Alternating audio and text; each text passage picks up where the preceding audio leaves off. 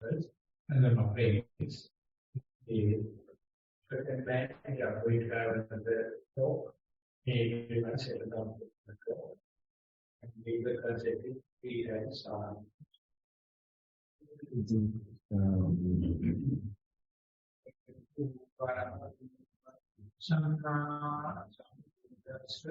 Namo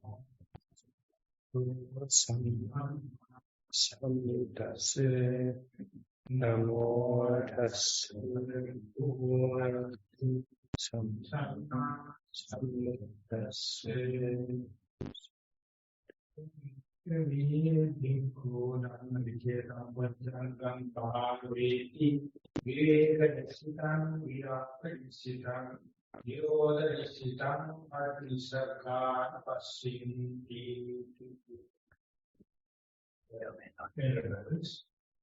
I'm afraid, as we have already agreed, for this retreat, we will take 7 factors of enlightenment, and today morning, one day, took the first sermon with the mindfulness as the first factor of enlightenment. It treated in a very comprehensive way and indicated the value of having a good theoretical understanding, having a book knowledge. So while cooking, before listening, then only the knowledge will be right and renewed. With that, I would like to go into the next factor of enlightenment. In Pali, it is called Dhammajiva, translated as keen investigation of truth. So, present day, there is a huge interest on Dhamma, or specifically on the Buddha Dhamma, and each and every university in the universe may be a faculty of Buddhism or meditation. So therefore, at least 500 research papers coming each day. That means huge amount of interest. So that interest we can divide into 3 categories. The very first one is the theoretical one, the book knowledge, and that's the starting point. That's what the Vanaya stressed specifically towards the end of the talk. And once you listen something, there's a kind of a process in our mind. We investigate as to whether to consider it in a serious way before putting it practice. So that is called Chintamaya Jnana in Pali language, can be translated as deducing and inferential knowledge about what you. So therefore, we are happy to learn different shades of meanings and different interpretations of the mindfulness or what the Buddha taught. So, as far as the mindfulness is concerned, according to the canonical expositions, it appears in 8 places. According to the 37 factors of enlightenment, and they try to explain the first 4 foundation of mindfulness, starting from the mindfulness on the body, and the feelings, and the mind, and the bodies. So these are all 4 foundation of mindfulness. And once you have taken seriously put in practice, then it appear again, thereby it is going to lead your life, going to give a leadership whenever you are in a lack of faith or lack of energy, lack of concentration, lack of wisdom. Sometimes mindfulness come and say, don't worry, we can restart it, and then it is leading. So that is called faculty of mindfulness. In the air. And when that you get confirmed, when you get the due benefits, it will become a power of mindfulness. Once it comes up with the power of mindfulness, you are learning how to forgive and forget. Even the mindfulness is not there, don't worry. They are disappearing and appearing. So therefore, without giving a self-accusation, without attributing mistakes to the others, you just think. This is the nature of mindfulness. Once it becomes powerful, once it becomes part of mindfulness, these are the episodes, these are the events. An episode sometimes is low in the spirit, sometimes high. So likewise you understand, your faith also going up and down, your energy aspect, the applied energy also go up and down. Mindfulness itself is going up and down, and your concentration and one-pointedness also going up and down, starting to change, and your wisdom. So thereby you learn the art of forgiving yourself. And that is a very interesting, very important thing in our life, and it is cut off the root cause for tension and frustration. As far as we are not forgiving and forgetting ourselves, we have grudges and we have self-hate, and ultimately this reflects as hating outside people, hating the environment, hating the climate, hating the government, everything. So therefore, once you come up to part of mindfulness, you learn slowly, and then you qualify yourself to come up with the mindfulness as a factor of enlightenment. Either you can use it as mundane, objective, or supramental, worldly or transcendental. So then it becomes a Buddhist. Up to that level, you can use mindfulness to increase the efficiency, to increase the memory capacity, remember something, and living kind of characters. So that is our main topic, morning. That as a mindfulness as a fact of enlightenment.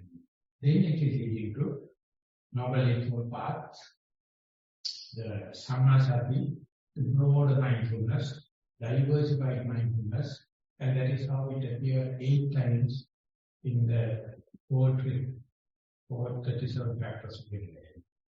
So when it is becoming dynamic and when it becomes evolutionary, the most immediate aspect help facilitate that promotion is that investigation factor. In different levels of mindfulness, you are continuous to get more information, more interpretations, more shades of meanings, and thereby you can see, you can investigate. Not only on the terms of the terminology of what the Buddha taught, not only on the interpretation. By now, you yourself is having your under-the-nose experience, your personal experience, so therefore you are developing for that. This investigation factor is very important. So it comes in between theoretical understanding as well as and practical or the meditative experience. So therefore this is called factor of enlightenment, as a key investigator. So this is how your creativity, this is how your productivity, this is how your vigilance, this is how your diligence increasing. Or in other words, there are some neurobics which are not working. Otherwise, will start new circuits in the brain. So they are, you are born lucky, you are born with it. But unless otherwise you are practicing, unless otherwise you are mindful, they never be used. So therefore, whenever investigation aspect of your mind is increasing, with mindfulness as such, it's a kind of diversification, not opening. So, according to the neurology, they believe, at the beginning they believe our mind is hardwired circuit. After 6 years' time, you can't change it. But with the reason that research and development, it's a neuroplasticity is there. So therefore, still we have a chance, not stopping at the age of 6. And they say sometimes new neuron cells are increasing, or new interconnections are going to happen, new circuits, new deal systems, and it depends basically about your likings and disliking according to your personality traits, but anyway it is given a very good open. So therefore, it is never too late. You can start somewhere, and while you are keep on practicing, as far as you are in investigation, you still feel young at heart. So you are, in the sense, rejuvenating. So therefore, you are not limited, you are not bounded, you are not blocked by anything, unless otherwise you have the ignorance and unwanted craving and desire. But mindfulness, when you come up to the aspect of fact of enlightenment, you are aware of your ignorance, you are aware of your desire and craziness, and be investigated. You are keep on investigating about that. So therefore you can understand why other people behave like that, why I am behaving in this situation like this, that situation like that. You can understand it. So therefore it's a self-investigation also. That the mindfulness is the mirror, is a reflector. So you are keep on doing.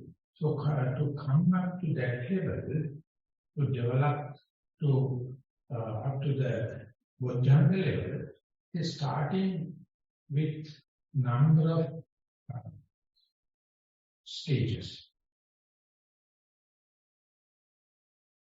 When I was practicing under the Thero Pandita Vivanda, that's a main disciple of Maha when I was in Burma, the main thing is, if you wish to develop mindfulness, for example, when you are doing walking meditation, if you find that your mind is wandering, maybe 2-3 steps time, and instead of worrying, what you can do is you can start labeling.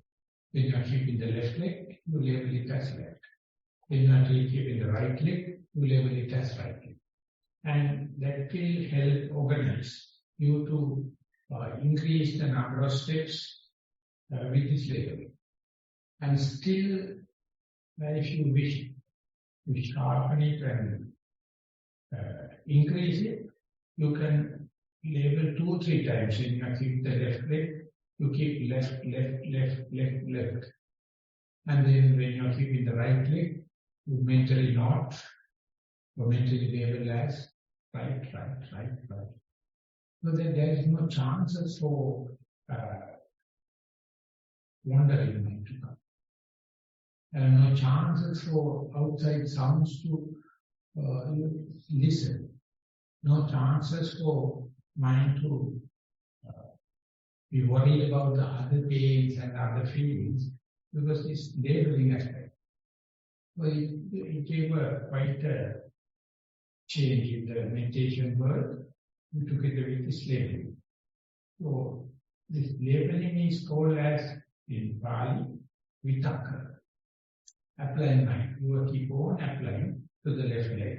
And whenever the right leg is in action, you keep on applying to the right leg, right. Same thing, you can use it in Anandamansati. Whenever the in-breath happens, if you wish to keep the mind with the in-breath, you keep on in. Or in-breath. Particularly, maybe you are using a very short term to not in. In an outside, out-breath, out. Mahasidhism, it says that when you are in the in-breath, you consider as expansion. Out-breath, you consider as a contraction. So you can say expansion, contraction.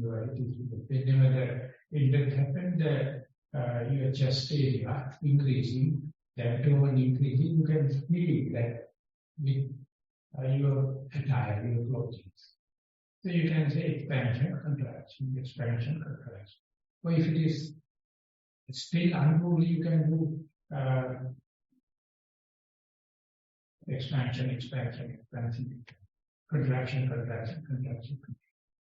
This is how the applied thoughts is being used, ultimately become a factor of jhana. So, it is a kind of a way. You are trying to do it in a forceful way, the wandering. So once that is introduced, if you wish, you can try and see, and it is painful, you can understand what is the difference between the left leg touch and the right leg touch. There are some changes. And left leg, right leg touch, only the footballers can understand. Others don't feel it. You are doing hop step like that, then you have to understand from which leg you are going to start. If you are jumping, you are always jumping with one active leg. The other one is passive. If you have the right hand, you are working with always right hand. So your muscles in your right hand is more stronger than the left hand. So likewise, legs also have differences. So once you use that applying mind, then investigation mind is telling you, I'm basically walking with the right leg, not the left leg. Left leg is follows. For some, left leg is more active, and the right leg is just passive. And in-breath and out-breath is smaller. Nothing air, column inside the nostril and going out is black and white. More than the left leg and right leg. In sitting meditation, you can understand. So once you train the applied thoughts, then the investigation of child. This is the basic preliminary primordial form of the investigation. So this is for the beginners to keep the mind on the track of your primary logic. You can use it. The same way, if you are applying mindfulness in your day-to-day activities, for example, when you are eating, and if you are in a dining table, other people may be talking and issues are happening. Not basically in the meditation center, but in the private meditation. Then if you wish to keep your mind on the track with the eating, you have to understand what is the intentional thing you do it, and you know it. Mixing foods, taking to the mouth, chewing, tasting, slowly. Accordingly, you can know. And there are investigation factor come and says, what are intrinsic characteristics of chewing and tasting and swallowing? They have each and every aspect is having their personal characteristics, natural characteristics. specific characters.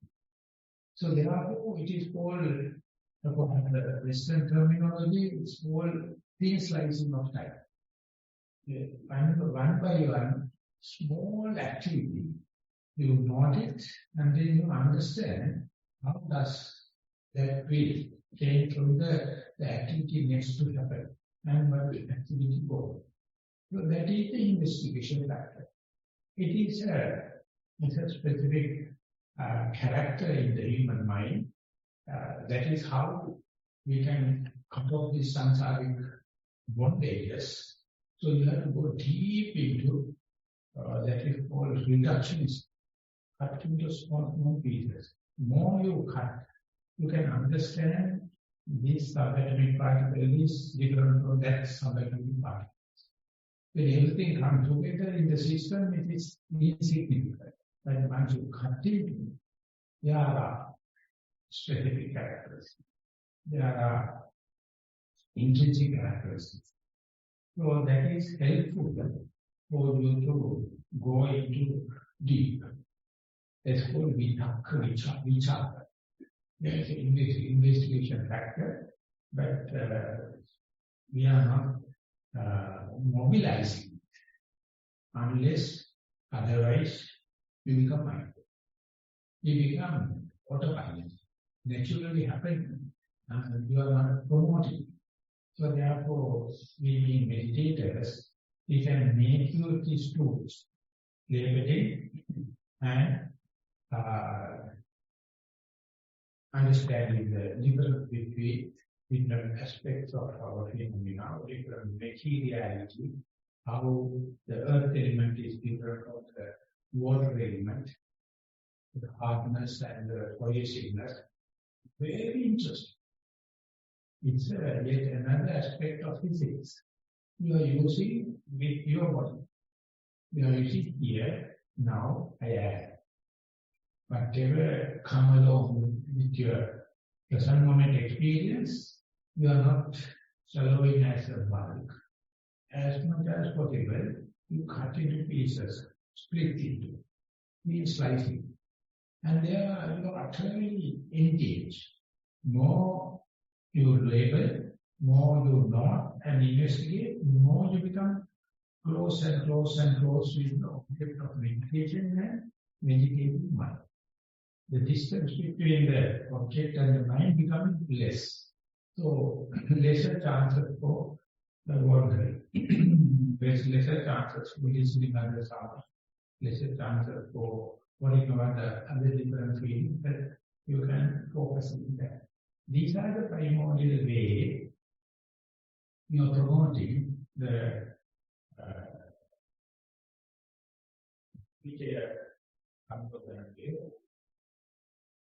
investigation aspect of the investigation as a fact of enlightenment. So it is your born with. It's an endowment in your life. It's a birthright. But you have to catalyze. You have to promote it. That is how, in the specifically with respect to mindfulness, you are investigating difference between the left leg touch and the right leg. Even when you go to the left leg, you can see when the heel is touching, it is different from the arch area and the ball and the different fingertips, toe tips. So like that, so much of difference.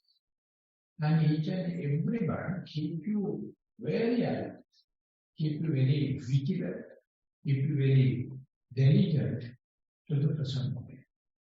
And when that goes there, then it is developing the mind capacity. You are not worrying about the whole world. You select particular aspect and that you become subject matter specialist. You can understand better. Mimamsa, investigation aspect. So we are born with the Buddhist way of philosophy. We are born with these character traits. Unless otherwise we are not investigating, we don't know. But when you keep on investigating, you can understand each and every time when you are sitting, sounds are there, bodily pains are there, and background thoughts, inner thoughts are there, and your primary object is there. But you select one thing, it's your character to it. You think, I can't meditate because I am daydreaming, I am wandering, thinking. Other person will say, it is not a matter for me, but I can't listen to tick sound of the clock. I am worried about the sounds. They are complaining about the other people. They say, oh, thoughts and tick sounds, no problem. My knee pain, my back pain, my ankle, or knock, neck, whatever may be. So later on you will understand all are there. You select particular one. That is pre-decided. You don't know. Instead you blame it. Instead you find fault. It's utter product of, utter result of your mindfulness. You understand who am I.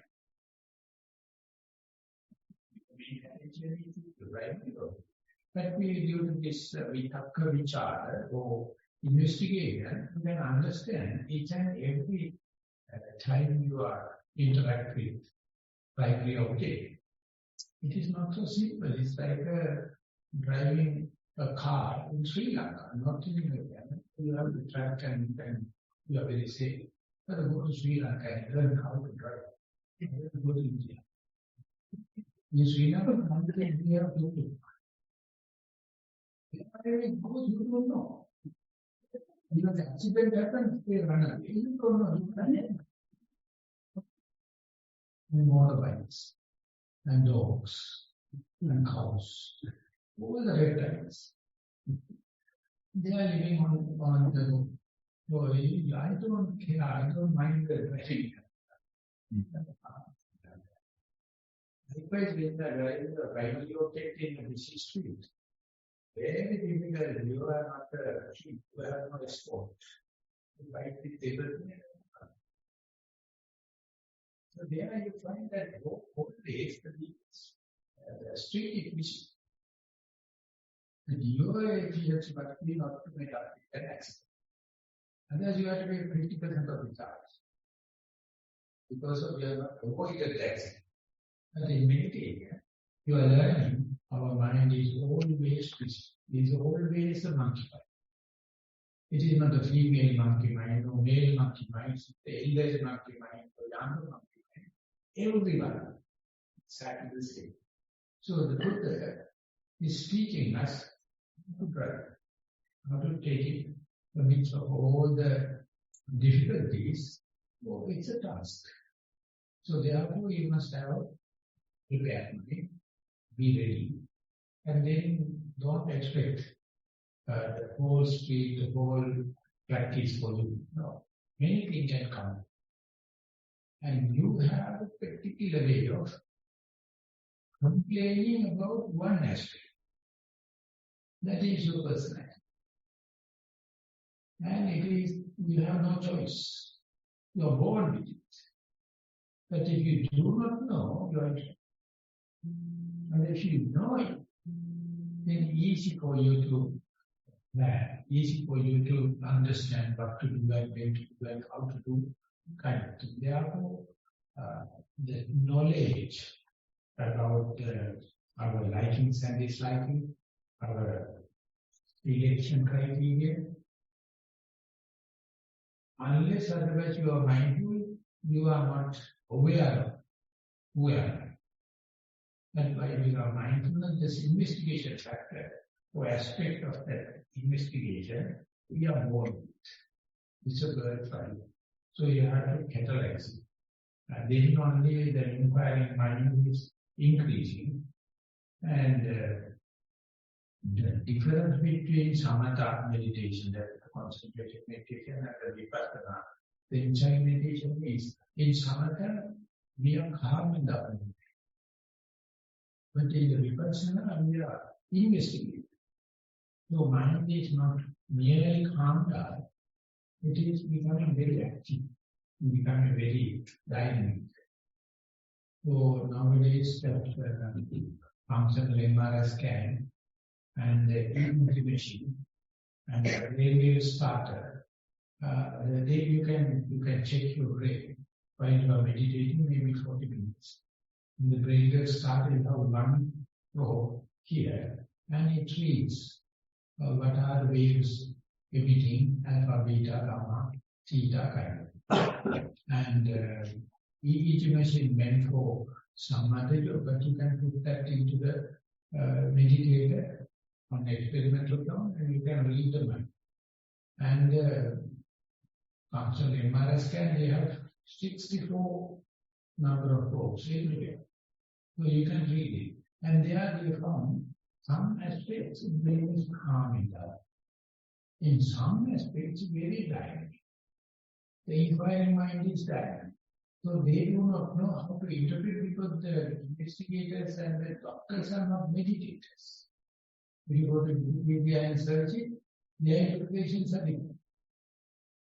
So in Sri Lanka, we started little bit to using experienced meditators long term and then put into machine, and then their investigators also interested in mindfulness, and their interpretation is different. Because many research people samadhi bias or concentration bias might even mean calming down. The investigation aspect is something different. It is arousing, more investigation, more diagnosis, and that is sharp investigation. So therefore, you have to understand when you are in the meditation at the time, mind becomes very, very, very active. Sometimes very passive. So there are modes. And when I listen to some talks of Richard Davidson, and he says the left brain, left side brain, and the right side brain. The left side is very, very important. The right side is very easy that they can consider the whole system. But they are changing, but in our education is always promoting the left side. So therefore they don't understand the institute part of it. They don't understand the earth. They don't understand the environment. Because you are over-emphasized on the left side. And there is so much of failure, so much of question. And you can't live without it. You always need the question. You are creative. So mind, the frustration can't live with your mind, but your mind can live with frustration. So for that you have to understand, a couple of posts you can understand. The midst of all the distractions, find a way. So therefore, when you come up to the fact of enlightenment as a investigation, you must have this definition of mindfulness, the choiceless awareness. Whatever is happening, you must be accommodating rather than judgmental, rather than premeditated, rather than reacting. Just give a chance. Specifically, when you are doing the day-to-day activities, so to say, away from the meditation's center climate, a lot of things are happening. So if you are accepting them choicelessly, and then represent that you are a patient enough. Don't judge, don't rush, just let it happen.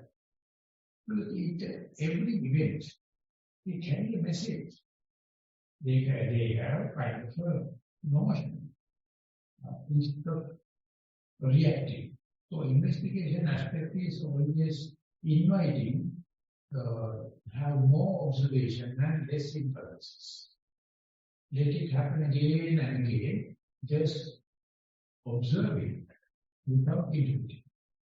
So when you, for example, when you are writing interview reports for your meditation experience, you are often writing your judgments, your value judgment rather than what happened. Because whatever thing happens, you interpret.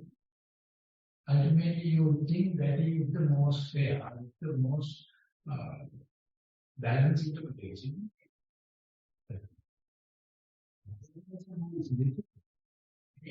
may not be with the same value. But therefore we find it very difficult to report as it is. I was in Burma. When I was writing 18 months continuously, they said I was trying to report it. This your report must be a scientific one. Just see what appears. Don't see what you write. It's not interesting, not possible. So that means your mind must be beginner's mind. When you are keeping the leg on the ground, but you see, not it is good and bad, not it is liking and dislike. So the investigation factor is giving a new door opening, or rather window opening, to just wait. Just keep the information as such, rather than going for storytelling, going for fabrication. Our mind is such a storyteller, such a fabricator. When you given something, it's always keep on churning with the current, their dominance. Regurgitating and shooting the current. And when you become elder, when you become more learned, that's what happens. Let's see, young children, uneducated, they just say the things, whatever it happens, as it is. So therefore, today, even with so much of information technology, you see the best here in the interpretation, in the news media, he can make anything out of anything. There is no news, they are just entertained. But we can't live without news, we can live without food. Daily we have to listen to news feed. So exactly the same thing. So investigation aspect of our mind is the only thing is you do the research and you observe. Observation is a very important one. No interference. No interference. It's so, you are telling, this is my job. This is my liking and dislike. And you must be ready to withdraw it, and then the facts you presented are very sad. So that part, very difficult, we can't explain unless otherwise you are the mind. When you go to the supermarket, or when you go to a street, the people are talking and all the kind of things, and we don't know how much they have added into the facts, how much they have fabricated, how much storytelling. And ultimately, you yourself can understand when something happens. When I am related to another person, how much I am fabricated, how much I am in a storytelling. So much so, Yathabhuta Jnana, the things as they are, blossom.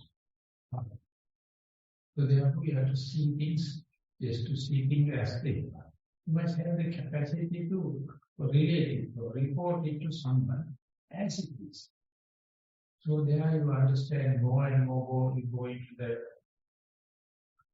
aspect of this investigation. Key investigation, how much you are adding when you are talking, when you are writing, when you are relating to something. So imagine when you are living alone, here, now I am. There is nothing to report, so much of the burden gone. So now we are civilized people. We are always living in the society, and whenever you go to a near normal and city, for example, you sit cross-legged, head closed eyes, and no sounds, and you cannot get happen. Your mind do not know how to tell it. Because it's always related to the past, always related to another person, another place. Because this is so simple. This is so, it's so verified. When that becomes abnormal, you have been so convenient. We are always thinking in terms of past and future, time and space. Or considering the displacement, the space aspect. So that is how the storytelling happens. It happens, no? It happens, no? But you have kept CCTV camera open, then you can see everything is recorded, then you can replay, actively affects you. These things are making trade routes, making chain routes, and then only self-government. Individual basis of information, they don't have any application,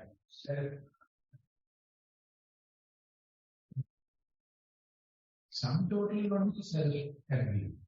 When the individual piece of information comes, they are piece of information.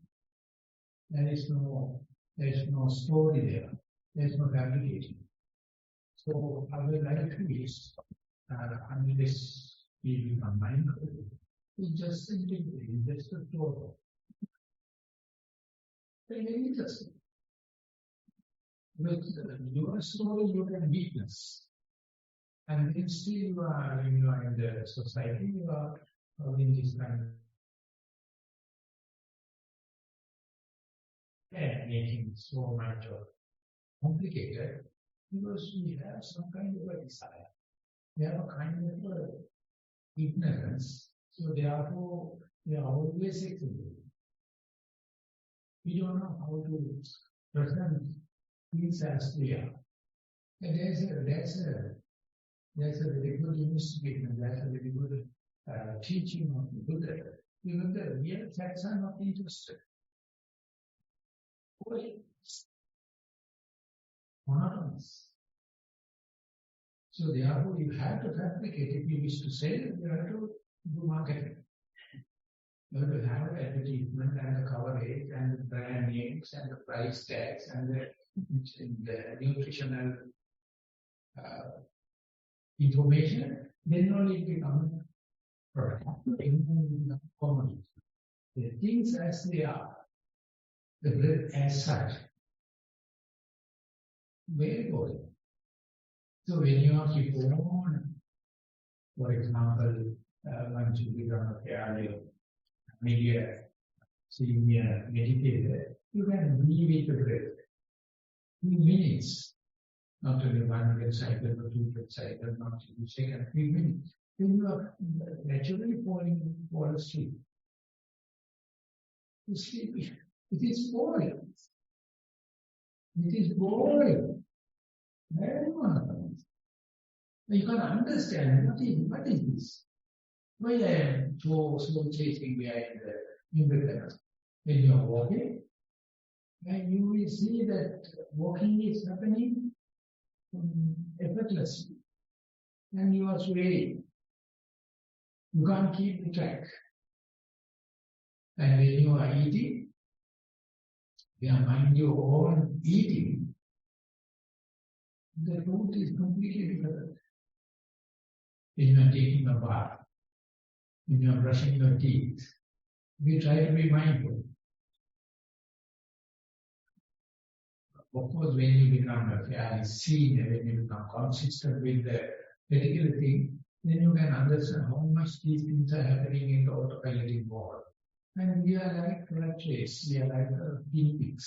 The same thing early morning and brushing teeth and brushing in the office, on Friday, Sunday morning, Monday morning to the Friday evening, the same. And after you become 55 and get pension, only you will remember. The best part of life is gone. You are in that social exposure and you have your treatment of this 55 years. Sorry. It's another psychiatric mishap. You become no one. So these are stories happen. So even under such a complicated social situation, the investigation aspect is being polluted basic facts. That is called the Dhamma, things as they are. So that many of you have experience in your sitting, and you experience it as very slimy mind, sleepy, bored, monotonous, unsecure, boundless, things are happening, you don't know what it is happening. This becomes, the nature becomes so abnormal.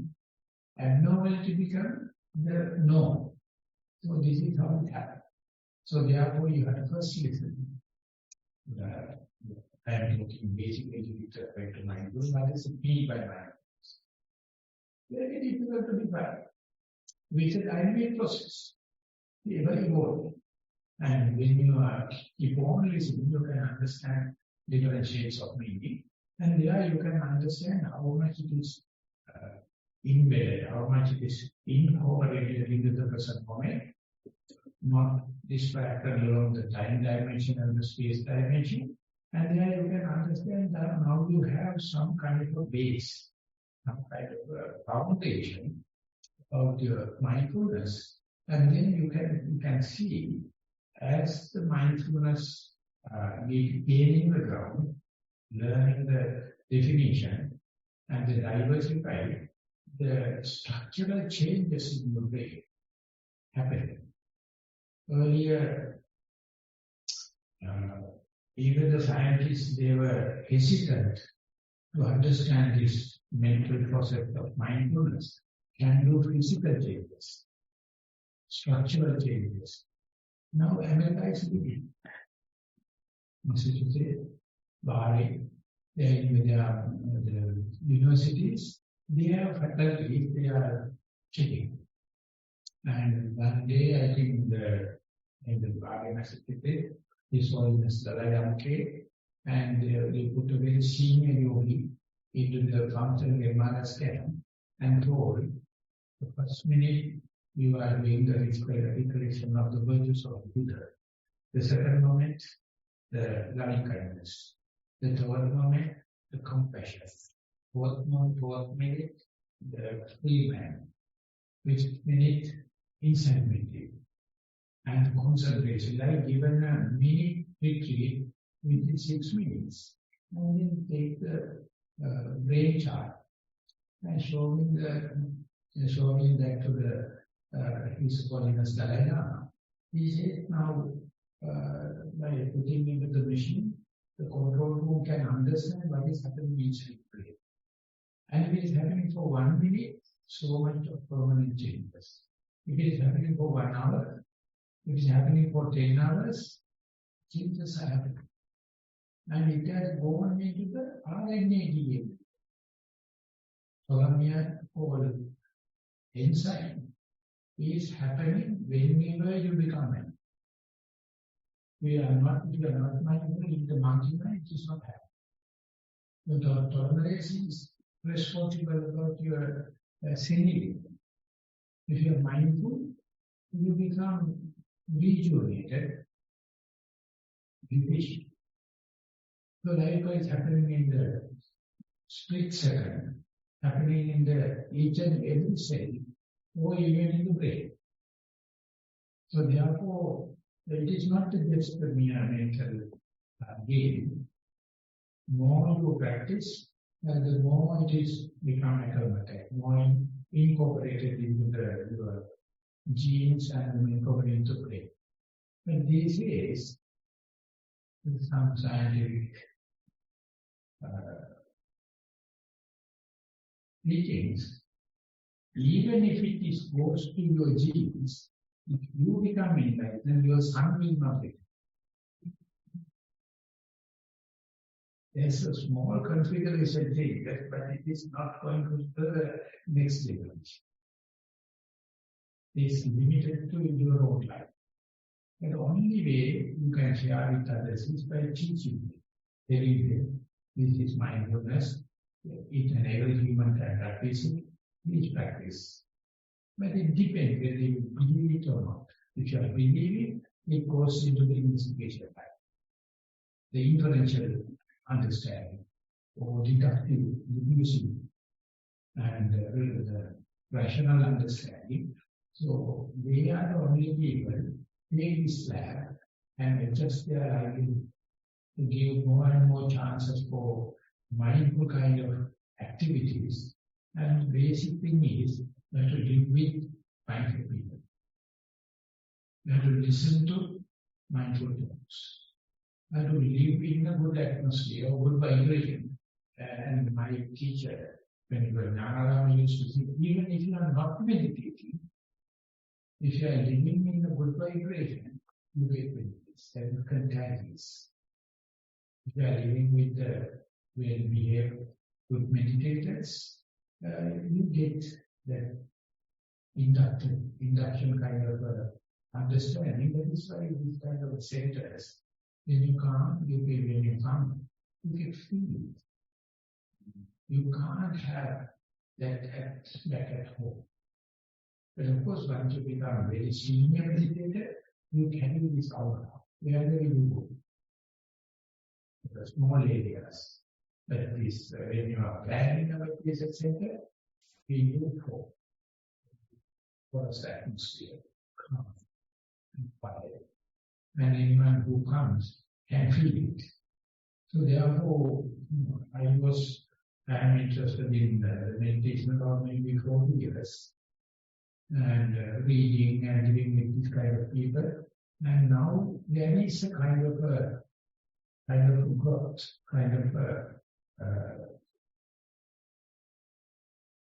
development. Even though the psychiatric situation at the age of frustration increases, this will become a panacea. Mindfulness, you can get free of that. You can have everywhere. Any person can start. There are no basic qualifications. You can start. But the fraction, the percentage of human beings practicing insignificant. That's still increasing. Still increasing. So it's a good news. Last October I came to Connecticut University and they had a conference about on mindfulness for Earth on the higher education. I am not the education, so I am just about to come from Sri Lankan village. And they asked me to come because I am not and 4 years experience. So I also gave a talk and at last they asked each and everyone for 5 minutes. And I am so happy. And I can speak English because in my family members they don't know English.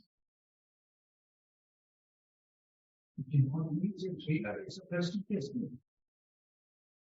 In Indian English. People singing out dancing, I can't understand. If I go into the Sri Lankan house, even when they are talking, I can't understand. In the conference, the communication, I'm so happy because I can understand what you are saying. And you can understand what I am talking, that's a good response happen. That means our thinking are very this is a kind of this is not a blood relationship, but kind of a relationship we have. Wherever we may be, whatever may be the background, some people we feel like friends, we feel like relatives. So that one person wrote it as a mindful meditators as a conscious family. We are members of the conscious family. We are very conscious about what is happening outside the world and what things happen. But we are not worried about it. We find a way out. We take this as to make ourselves urge. The mindfulness is the best. We won't practice it. But it is not a mere faith, but an investigation. It's a sharp investigation. So you can understand the requirement, you can understand the deductive mind, you can understand the applying thoughts, you can understand the descriptive thoughts. And it won't take years. It's so quick. When you apply the mind to understand the left leg touch and right leg touch, when you apply the mind continuously with the in-breath and out-breath, the difference between the in-breath touch and out-breath touch, it's not so difficult. But don't consider this as trivial. Very important. When you come up to certain level, it becomes a factor of enlightenment. That is the point we are. your understanding and trying to use this mindfulness as mundane level or physical level or worldly level, don't go into the Superman, ascendant level. Don't rush. There's no person can force you. The mind itself will take the proximate factor about that is that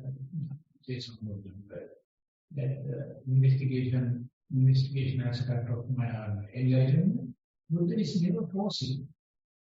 He says, fulfill your necessities or basic requirement, and then the results will follow. But don't chase the end result. You just fulfill. And then the universal will lead you. And no discrimination. Now, all messages are the same. And when you come up to the top level of investigation factor of enlightenment, even it is losing, you are not winning.